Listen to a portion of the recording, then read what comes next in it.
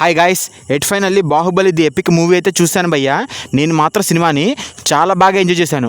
ఎందుకు చెప్తున్నానంటే ఈ సినిమా అనేది 2 పార్ట్స్ కదా. ఈ 2 పార్ట్స్ని కలిపి ఒక్క పార్ట్గా రిలీజ్ అయితే చేశారు. కాకపోతే చాలామందికి ఒక డౌట్ అయితే ఉంటుంది, ఈ సినిమాని మనం 3 గంటలు 44 నిమిషాల పాటు ఓపికతో చూడగలమా లేదా అని చెప్పి చాలామందికి డౌట్ అయితే ఉంటుంది. ఖచ్చితంగా చెప్తున్నాను భయ్యా, ఈ సినిమాని మీరు ఓపికగా కూర్చుని 3 గంటలు 44 నిమిషాల వరకు ఈజీగా చూసేయచ్చు భయ్యా. ఎందుకంటే ఈ సినిమాలో చాలా వరకు సీన్స్ అనేవి కట్ చేస్తారు. మెయిన్గా అవంతిక శివుడి యొక్క లవ్ స్టోరీ ఉంచేశారు. అది తీసేసేపాటికి సినిమా యొక్క లెంత్ అనేది చాలా వరకు తగ్గినట్టు అనిపించింది భయ్య. నాకైతే ఫస్ట్లో చూసినప్పుడే నాకు ఈ లవ్ స్టోరీ అనేది చిరాకు వచ్చింది. కాకపోతే ఈసారి మాత్రం నాకు చాలా బాగా నచ్చింది భయ్య. అలాగే సౌండ్ క్వాలిటీ మాత్రం నిజంగా నెక్స్ట్ లెవెల్ అయితే ఉంది భయ్య. అసలు కొన్ని సీన్స్ అయితే మనకి గూజ్ బంప్స్ వస్తాయి అనమాట.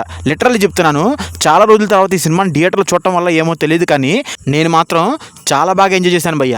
అలాగే ఈ సినిమాలో ఒక సీన్ అయితే యాడ్ చేశారనమాట. ఆ సీన్ ఏంటంటే అసలు నిజంగా నాజర్ గారు బాహుబలిని ఎలా చంపాను అని చెప్పి చెప్తా ఉన్నప్పుడు శివుడు ఆ రాజ్యానికి వస్తూ ఉంటాడు భయ్య. అదే భయ్య నిప్పులే శ్వాసగా సాంగ్ వచ్చి చూశారు. ఆ సాంగ్ ప్లేస్లోనే నాజర్ గారిది ఒక ఎలివేషన్ సీన్ అయితే పెట్టారు భయ్య. అది మాత్రం నిజంగా ఎక్స్ట్రాడినరీగా ఉంది.